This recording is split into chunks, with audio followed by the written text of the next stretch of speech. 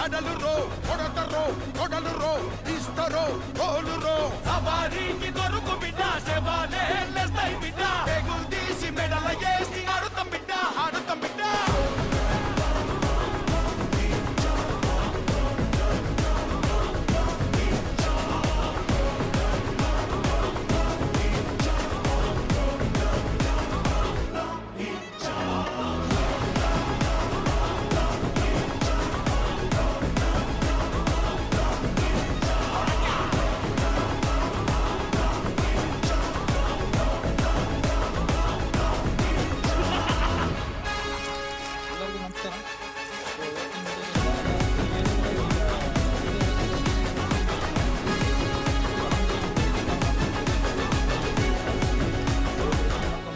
ಇದು ಬಂದುಬಿಟ್ಟು rat snake ಕೆರೆ ಅವು.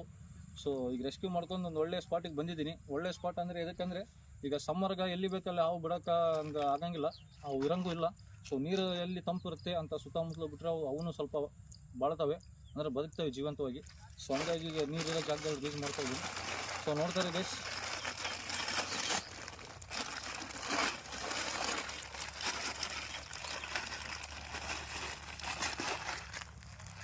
ಸೊ ನೋಡಿ ಹಾವು ಬಂದುಬಿಟ್ಟು ಇಷ್ಟು ಉದ್ದ ಇದೆ, ದಪ್ಪ ನೋಡಿ,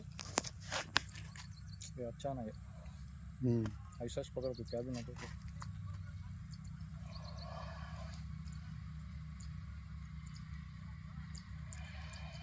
ಸೊ ನೋಡಿದ್ರಲ್ಲ, ಉದ್ದ ಬಂದುಬಿಟ್ಟು ಇಷ್ಟಿದೇನೆ. ಹೆಂಗಿದು ಜಸ್ಟ್ ಒಂದು 6-7 ತಿಂಗಳದ ಮರಿ.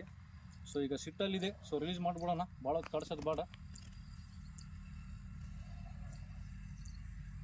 ಈಗ ಬಿಸಿಲ್ಗೆ ತುಂಬ ಹೊತ್ತು ಕಾಡಿಸಿದ್ರೆ ಸಾಯೋ ಚಾನ್ಸಸ್ ಇರುತ್ತೆ ಅವುಗಳು, ಹಂಗಾಗಿ.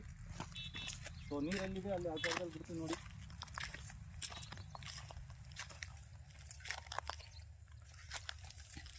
ಸೊ ನೋಡಿ ಗೈಸ್, ಬಿಡ್ತಾ ಇದ್ದೀನಿ ನೀರಲ್ಲಿ.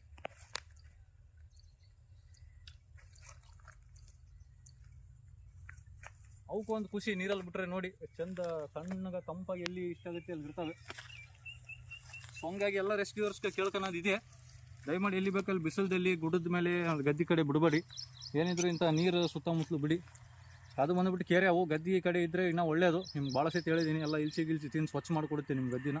ಸೊ ವಿಷಯ ಅವಂತೂ ಅಲ್ಲ ಅದು, ನಾಗರವು. ಸೊ ಹಂಗಾಗಿ ಇಲ್ಲಿ ಬಿಟ್ಟಿದ್ದು. ಸೊ ದಯಮಾಡಿ ಒಂದು ಲೈಕ್ ಇರಲಿ, ಶೇರ್ ಇರಲಿ, ಮತ್ತು ಮುಂದಿನ ವಿಡಿಯೋದಲ್ಲಿ ಸಿಗೋಣ. ಅಲ್ಲಿವರೆಗೂ ನೋಡ್ತಾ ಇರಿ.